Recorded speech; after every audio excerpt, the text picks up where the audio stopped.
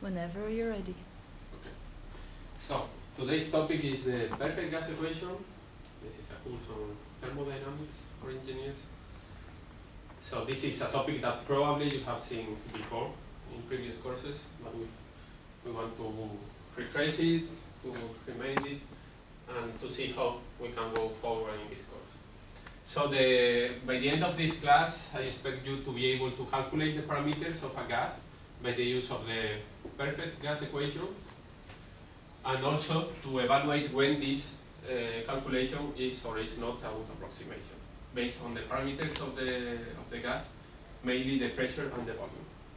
Okay, so as physics is and chemistry are empirical sciences, so what we want is to calculate the parameters of equilibrium systems as a function of the other parameters. Okay, so mainly the parameters that we have in a gas usually are the pressure, volume, the temperature,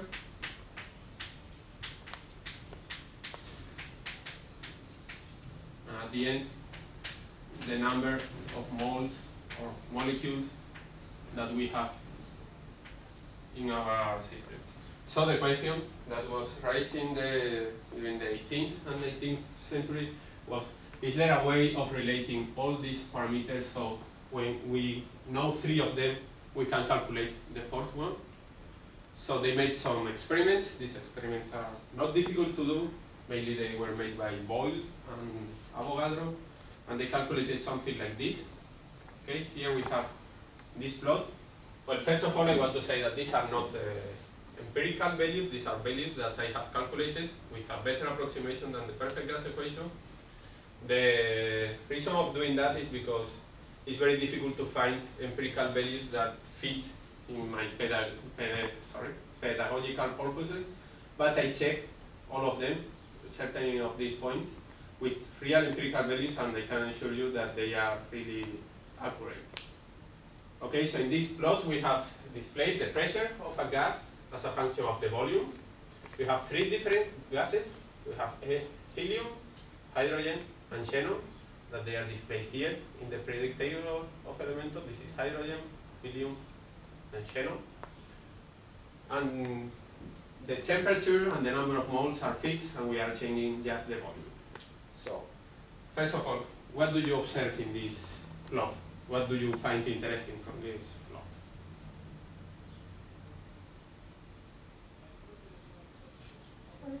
So with some fitting of the curve, can we get a relationship between pressure and volume, right? I mean, the relationship looks like reverse pressure has a relationship, reverse to volume. Yeah, it's clear that there should be some kind of curve. It doesn't look very complicated to fit this point. So all the different gases behave the same, even though they're from different Exactly. sides. That is an important point. All the 3 gases, even if they are hydrogen and helium, are close in the periodic table, but xenon is quite far. It has a bigger number of electrons, and all of them, they fit more or less in the same curve. You can see that here there is a small difference, but here they are practically the same.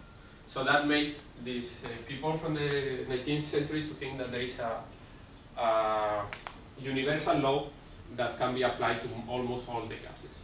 So this is a fit that we can do just by using this simple equation. That the pressure times the volume is equal to the number of moles times a constant and the temperature. And this constant was first calculated by empirical, by fitting this kind of data as these values.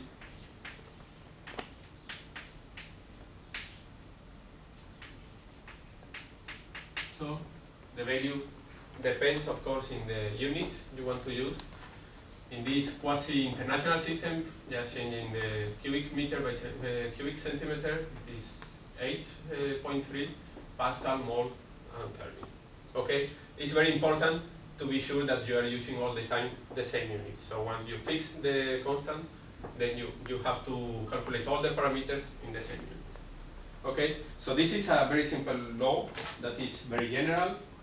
It can be calculated by the kinetic theory of gases, but at the beginning it was calculated empirically. The kinetic theory of gases is something that you will see in the next course in statistical mechanics. So for us, for our purposes, let's take it just as an empirical law. So the properties are very easy to derive just from the law.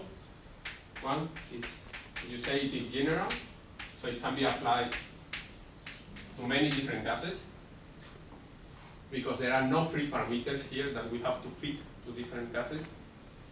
And another that we can already see is that it has a range of validity.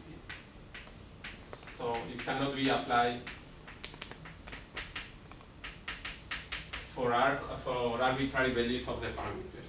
How can we realize that from the equation? First, we can calculate the volume as a function of the other parameters.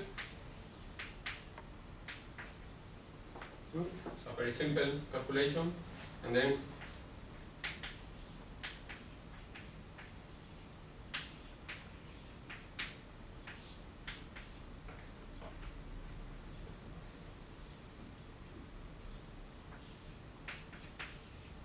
we can calculate the limit of the volume when the pressure goes to infinity. It is here. Do you think this is a physical result that can really happen in real systems? Why not? There's some hard, I imagine the atoms have some volume, exclusive volume. Exactly. The atoms has a size.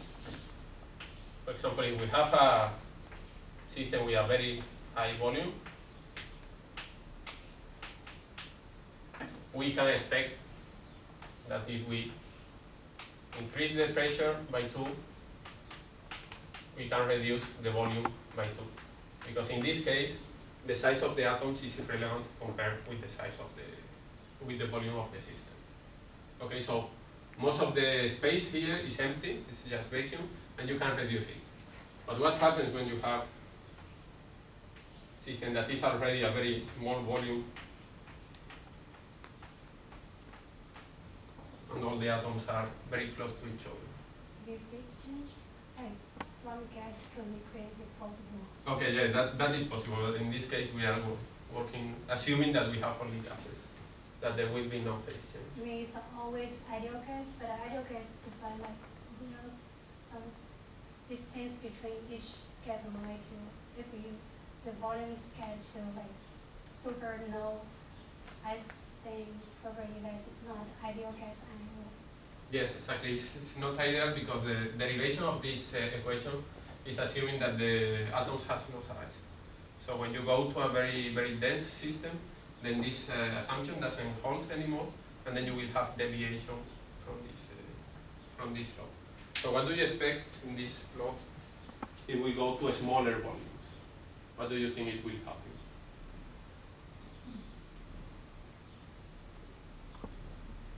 Of course, sorry, I forgot to say that we will keep the temperature and the number of moles constant.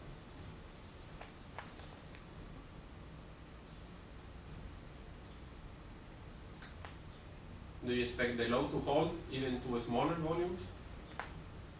Will probably become kind of asymptotic.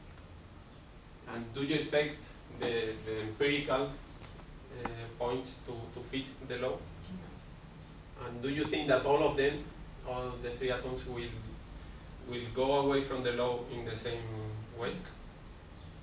I think maybe helium and xenon have a better chance of being together than hydrogen. Okay, so let's see.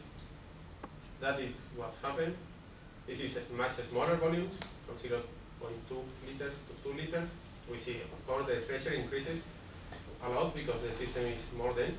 But here, it fits more or less the law with the empirical points. And when we go to higher pressure, so smaller volumes, we have a worse and worse behavior of this law, a worse prediction. And it is worse in the case of xenon than in the other 2 cases.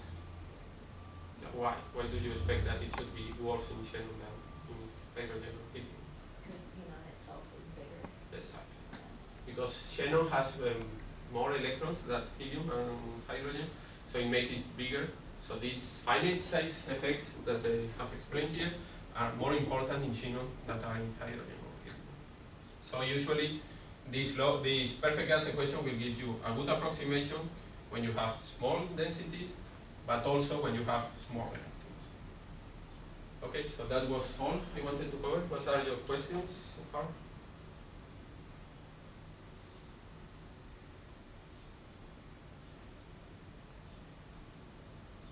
Okay, if there are no questions, I expect that you should be able now to calculate the parameters of a gas by the use of the perfect gas equation, and also to evaluate the validity of this approximation as a function of the parameters. In this case, we have discussed volume and pressure. That's all. Great job.